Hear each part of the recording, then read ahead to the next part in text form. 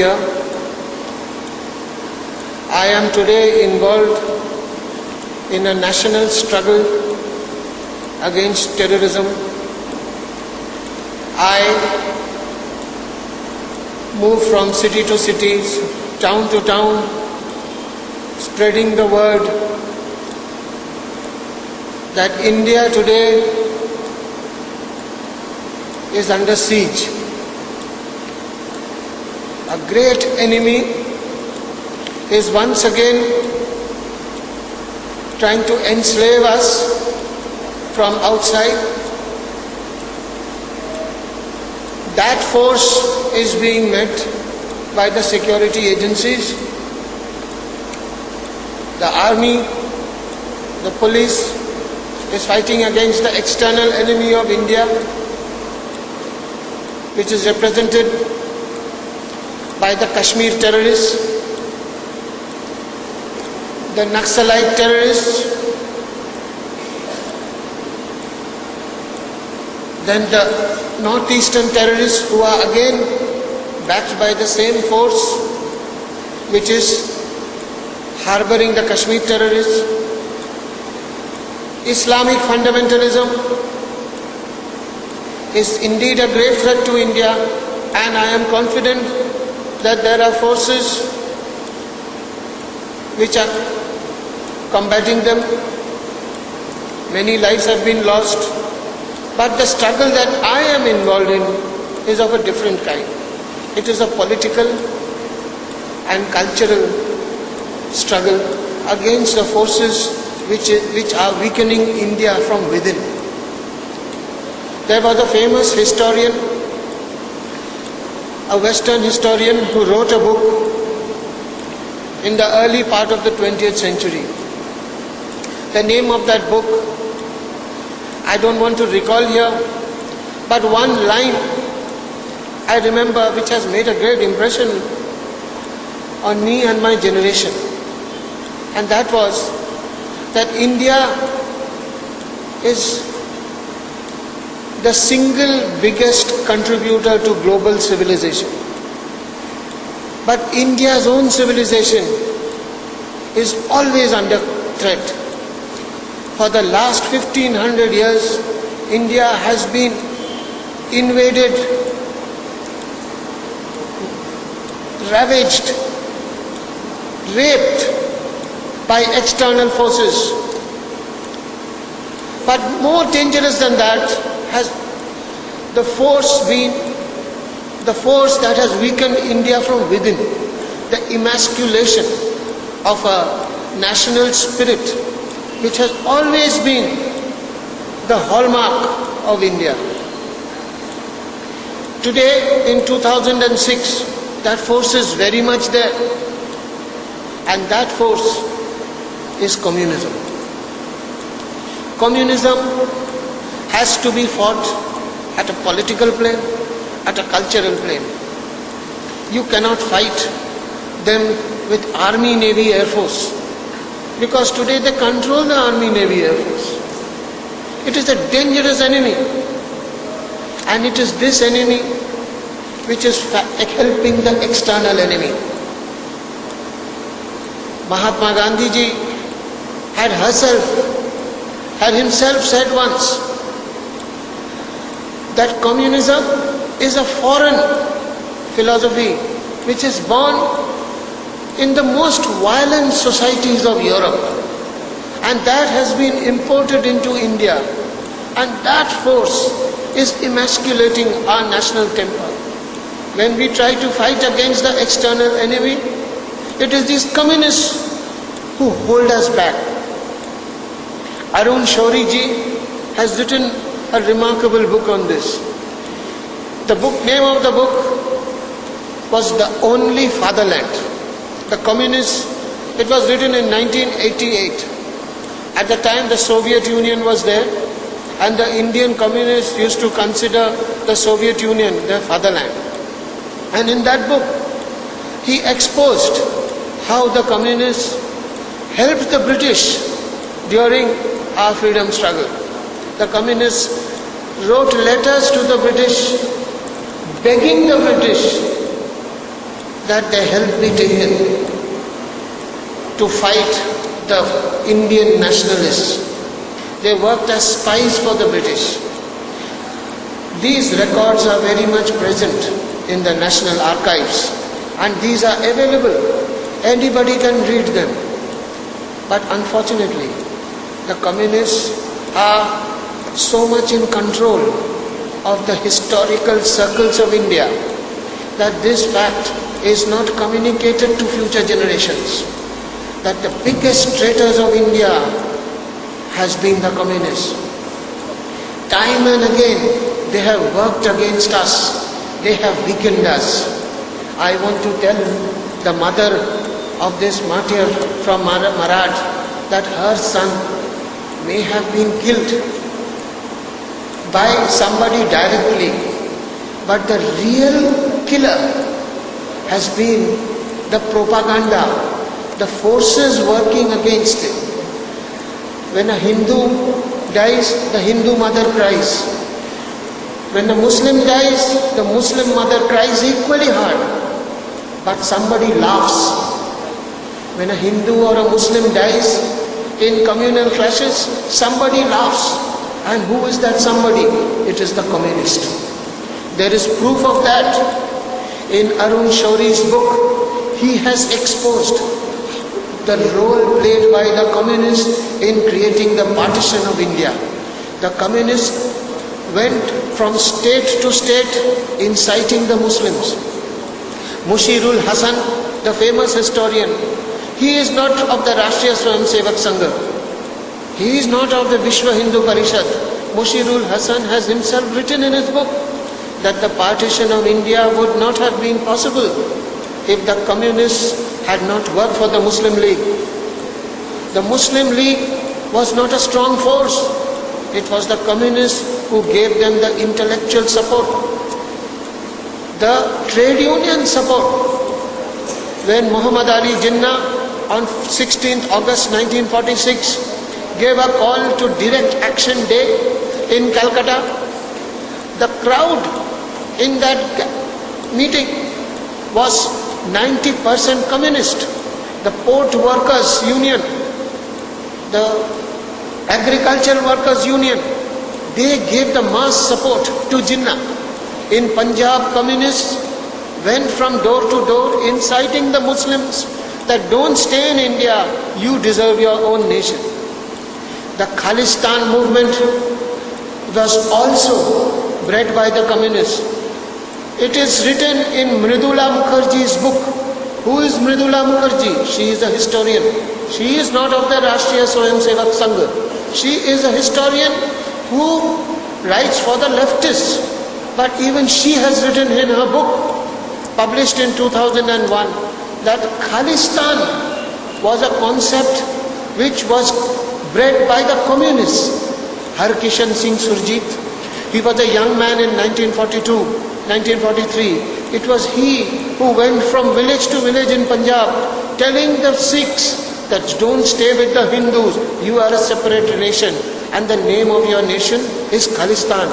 And Harkishan Singh Surjit has admitted it in that book also, that yes, I work for Khalistan. How many more examples can I give? A whole day will pass if I start talking about communist treachery. Now, it is important to recall that famous historian's words, that India has always been weakened from within. Today, that force is communism.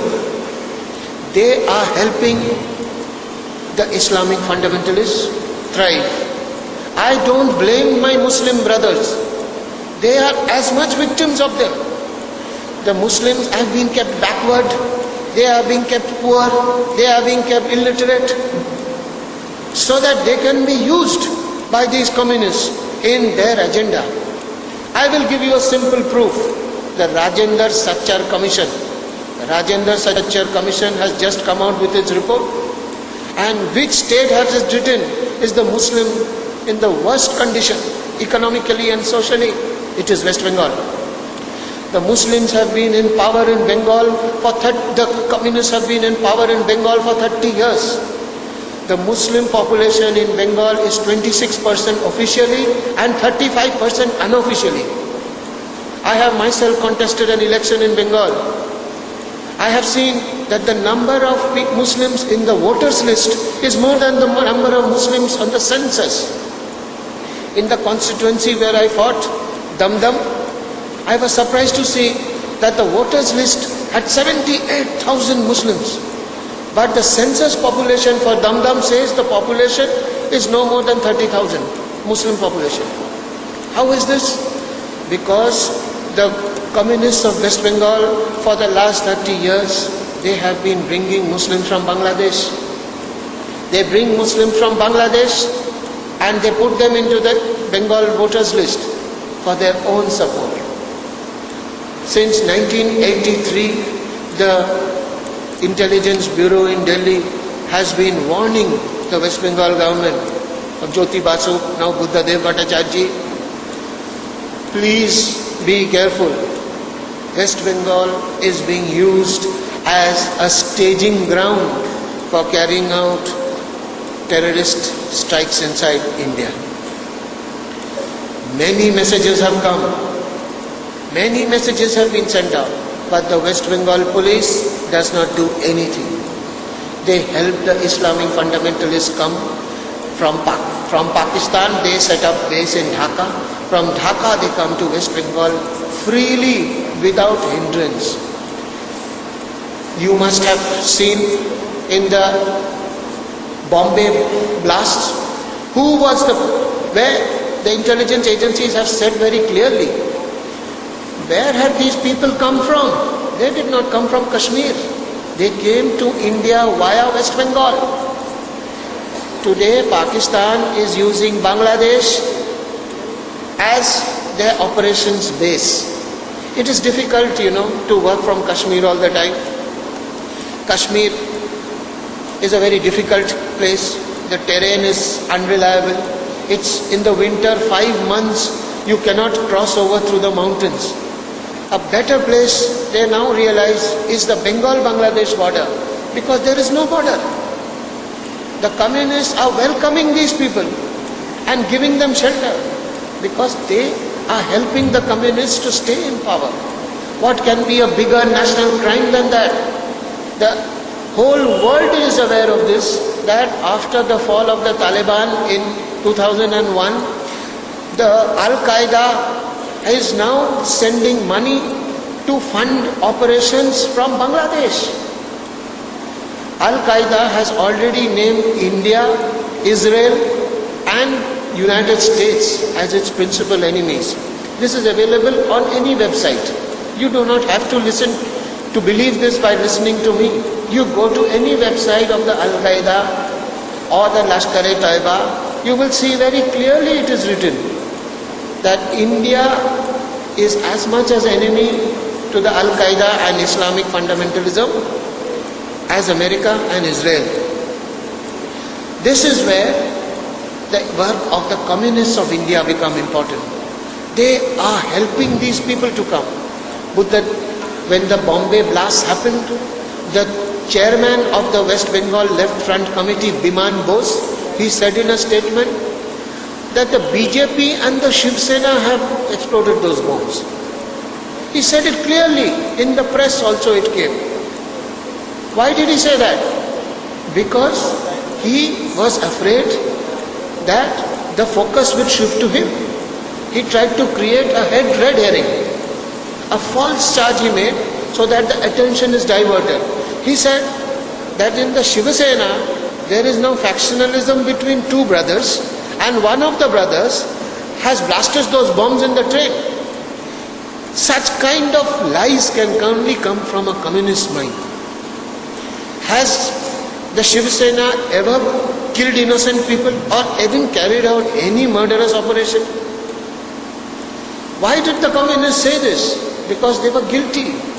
In the Malegaon blast, there was a blast. Muslims were killed. Again they said the same thing. The RSS has done it. VHP has done it. Why are the communists becoming so offensive? Because they know that the intelligence agencies are watching them. They want to shift the attention. But we must also realize that the communists are the most protected species today. Since 2004, they are now controlling the UPA government. They can do anything they want. They have created this bogey about Hindu fundamentalism just for their self-preservation. There is no such thing as Hindu fundamentalism. Hindus are not fundamentalists. We have been talking about Sarva Dharma Sambhava. We have been talking about Vasudeva Kutumbakam for 5,000 years. We are not fundamentalists. The real fundamentalists are the communists. I will give you a couple of examples. Which ideology talks about hatred? Which ideology talks about class enemy? Which ideology talks about social conflict as a necessity to revolution? There is no such line in Hinduism. In the entire Rig Veda, in the Bhagavad Gita, you will not find a single line asking man to wage war against man. Communism is a philosophy which is alien to us. Mahatma Gandhi had written that when he saw the communists betray the freedom movement. He had said that communism is from Eastern Europe and it is the most violent philosophy. It is the most violent political ideology, much more violent than any religion. Any religion. Communism is the most violent curse on humanity. I am very much saddened to say that I do not find much intellectual activity focused on the communists. Since 1991, a lot of books have been published in the Western world. But I am very saddened that there is not much awareness about these books in India, especially in Bengal and Kerala, the two states of India which has been ravaged the most by communists. Vladimir Volkogonov has written a 2-volume book called Rise and Fall of the Soviet Empire. Kindly read this book, Vladimir Volkogonov. Read Edward Radzinski, his biography of Stalin. Read a famous book called Black Book of Communism. It is a thick book published by Harvard University Press. It is written by 5 authors. Then finally read a biography of Lenin, written by a former Communist Party of India member of parliament called Amal Datta. Who is Amal Datta? Amal Datta is a nephew of Jyoti Basu. He was a member of parliament of the CPIM. He has written a book on Lenin, in which he has written that Lenin is a bigger mass murderer than Adolf Hitler.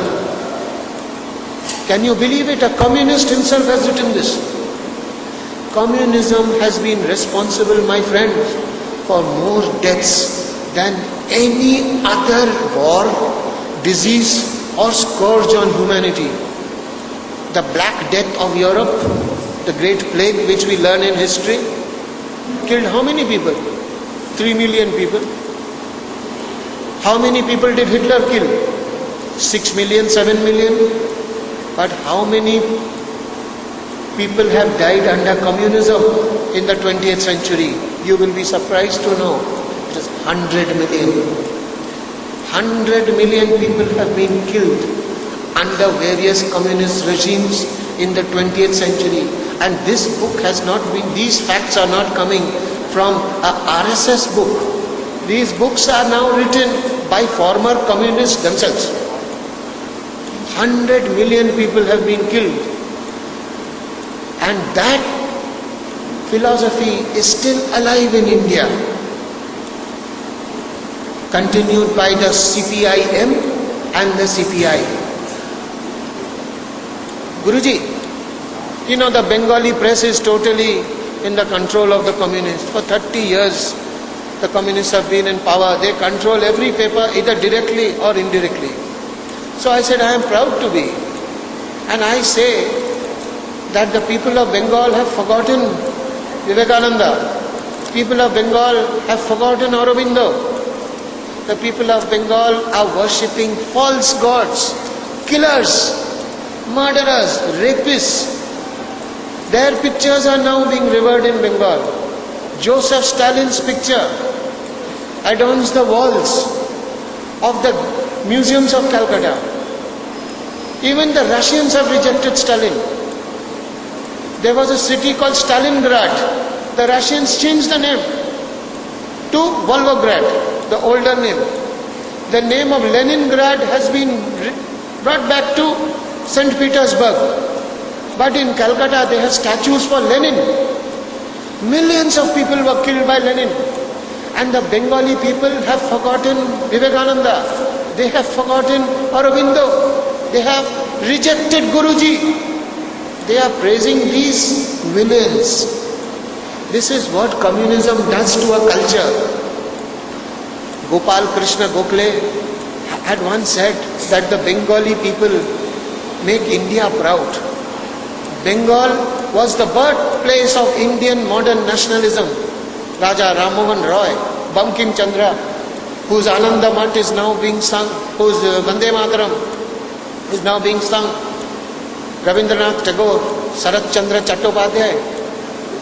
That land, holy land, is now taken over by the communists, and they have banished these people. I told those people of Bengal, only Guruji's Vani can save you. But they don't believe me because they are now dependent on the communists for their daily bread.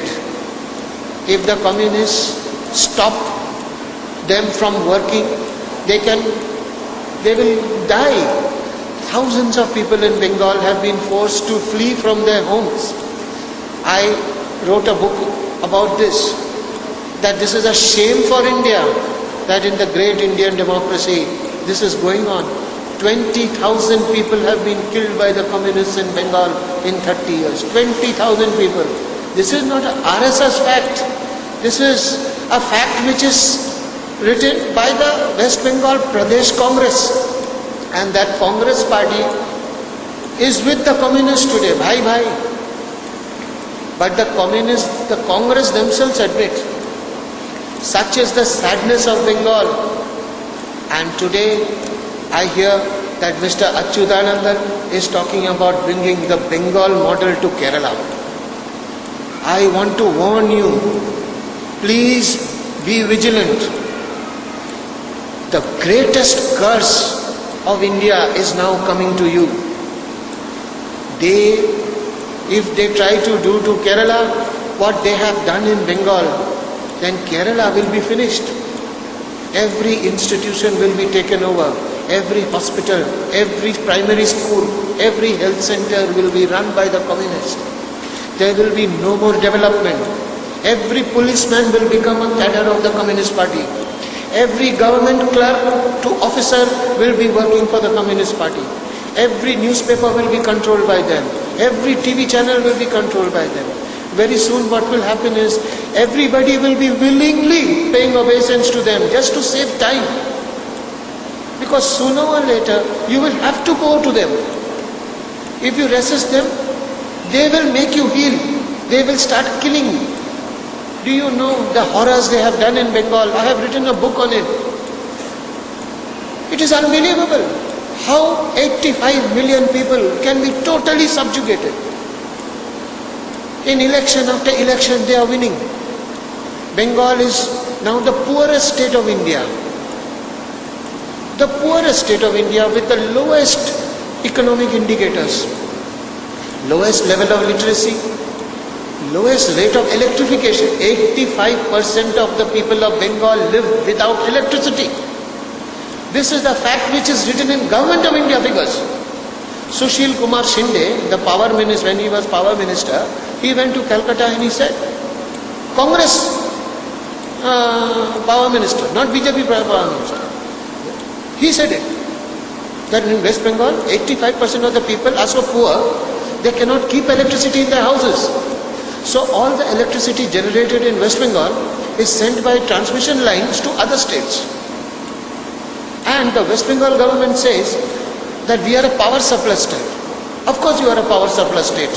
People are so poor, they can't buy oil. Do you want that to happen to West Bengal? To Kerala? It will happen. Because communists want to, their first objective is to turn human beings into animals.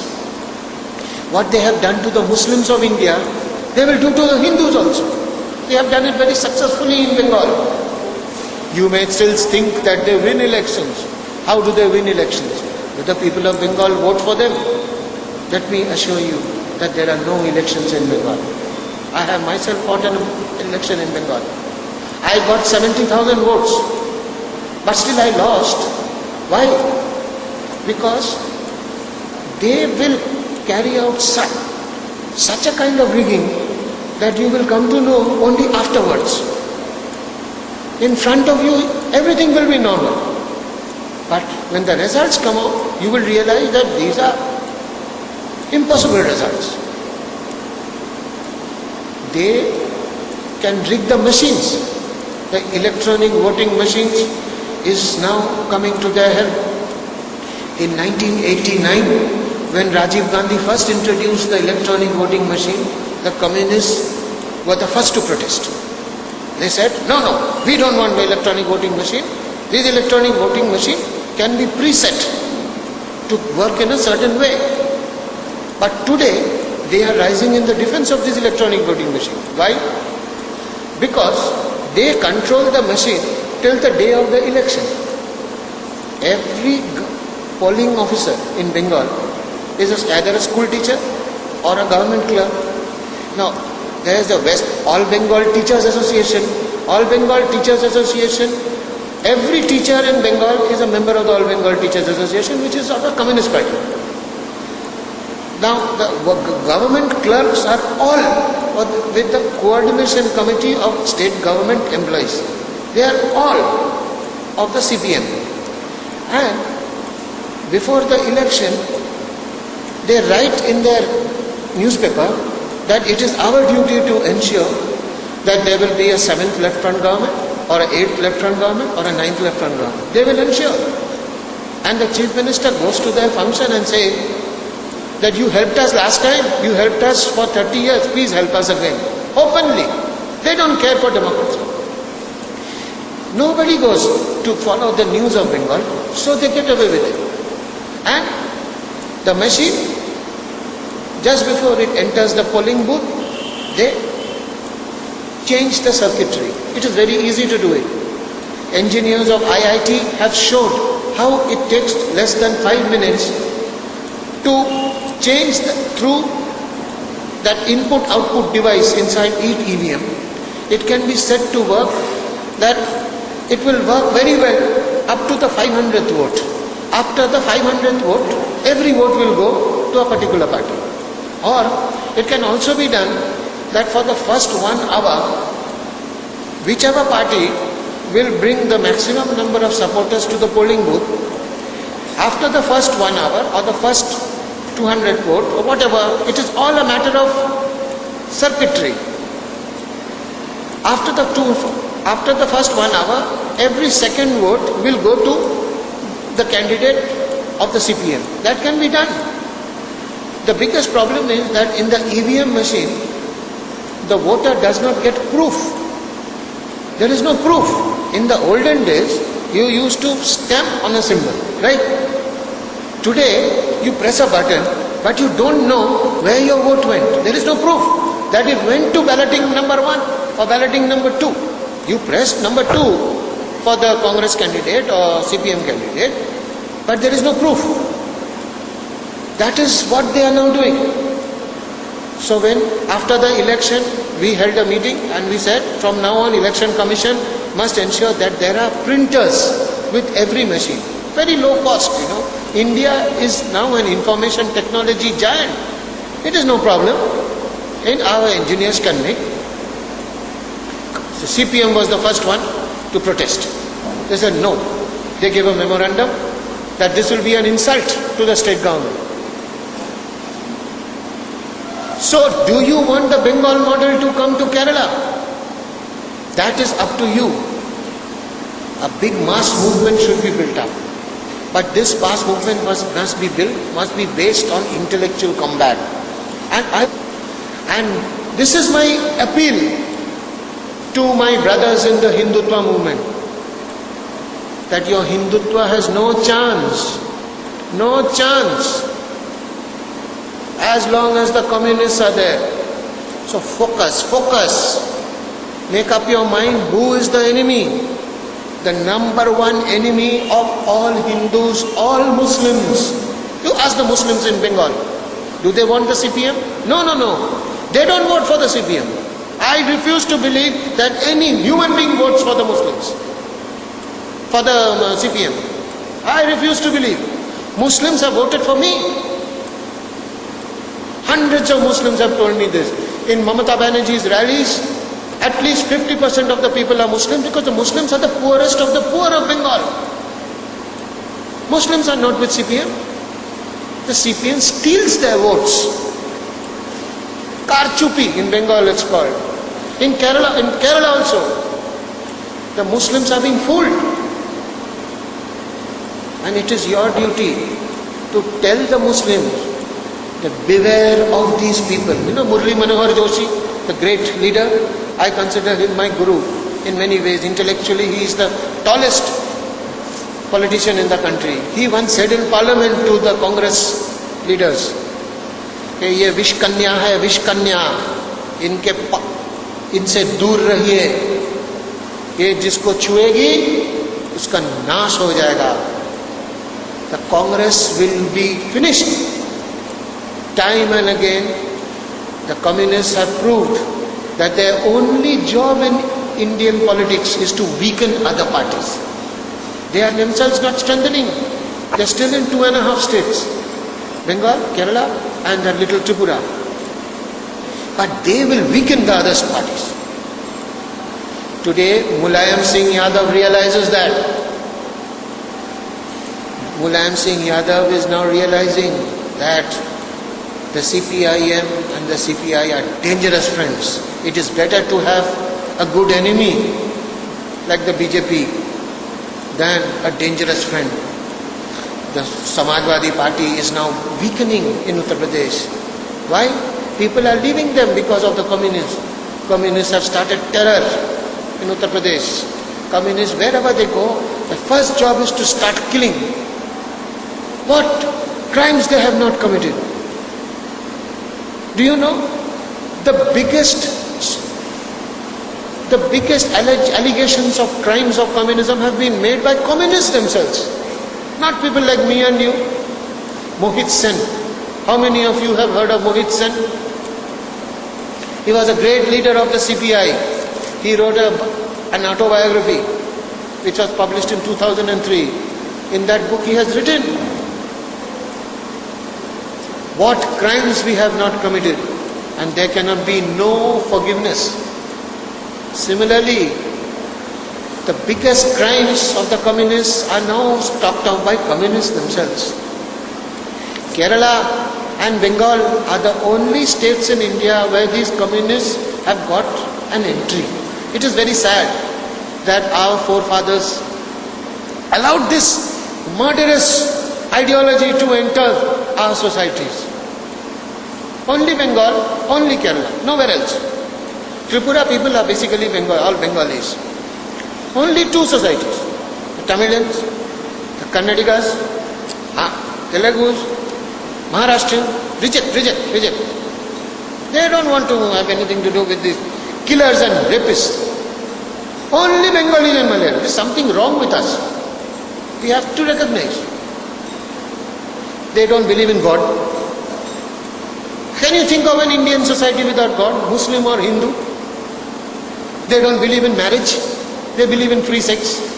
In communist houses you go, one woman is staying with 2 men, or two men with 3 women, open. They don't believe in marriage. They don't believe in brother-sister relationship. They don't believe in anything except making money and killing. They are the messengers of Satan in India. So the duty of our people, the Malayalis and the Bengalis, is to prevent this scourge from striking deeper roots in India.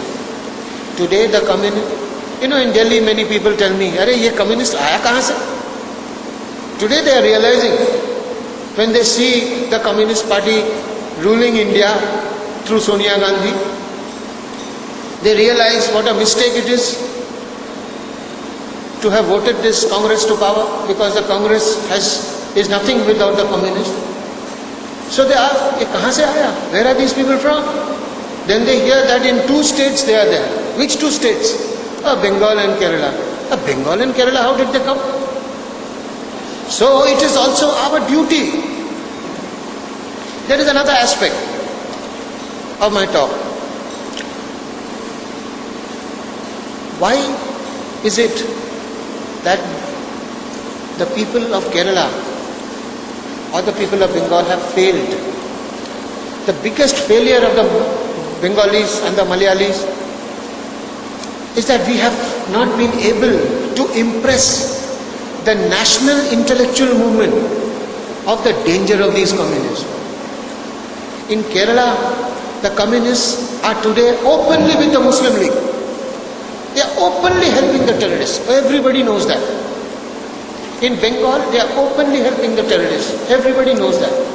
But still, in the national intellectual movement, the awareness about the communists is very low. They think that this is a problem limited only to 2 states. It is not a national problem. This is also a duty. This is also a duty of people like you, learned people like you. There should be more publications. There should be documentary films. There should be some intellectual movement, not restricted to Kerala alone.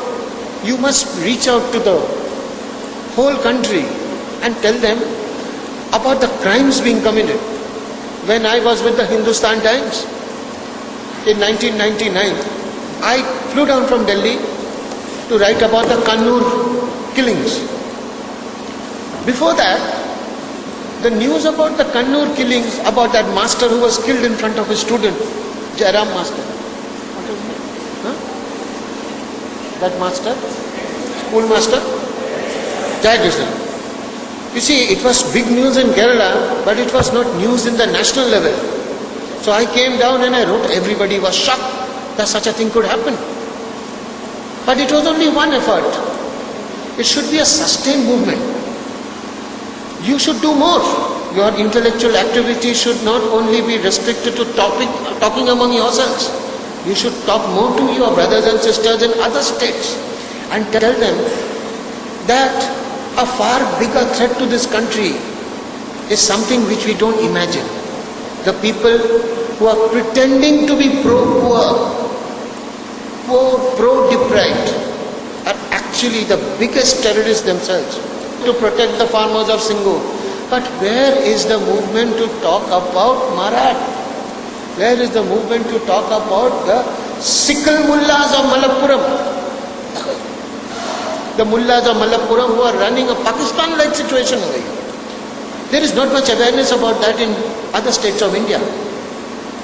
This, on Guruji's birth centenary, we must make it a resolve to talk to the people of India more. There is the last aspect which I want to say before I close up. That the communists of today have got a new ally, that is the Maowadis.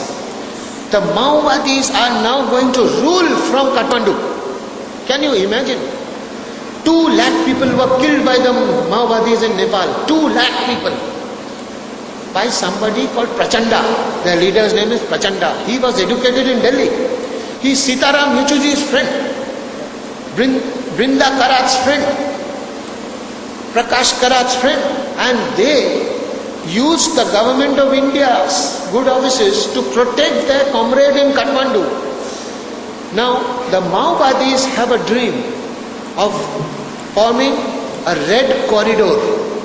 A red corridor spread from the Indo-Nepal border through Bihar, Jharkhand, Chhattisgarh, little bit of Bengal, Orissa, touching, and then Andhra Pradesh, and up to the sea. It will be a red corridor. and the CPIM and the CPI is aiding that. Now you tell me, which is the biggest threat to India? Is it Islamic fundamentalism? No. On the one hand, they are helping the Islamic fundamentalists. On the other hand, they are helping the Maowadis. The Islamic fundamentalists are killing of Kashmir, Bombay, blasts in Delhi, blasts in Kerala. One was planned recently when Manmohan Singh came here. There will be no more India left. There will be no more India left. Because we are not identifying the source of this terror. The source of this terror is the communists. And this has to be challenged. Kerala must produce that Shankaracharya-like figure. Adi Shankaracharya. Remember Adi Shankaracharya? He went from Kerala, all over India he went and saved Bharatvarsha. That Bharatvarsha has to be protected again, and some movement has to start from Kerala to protect that. Thank you very much. Vande Mataram.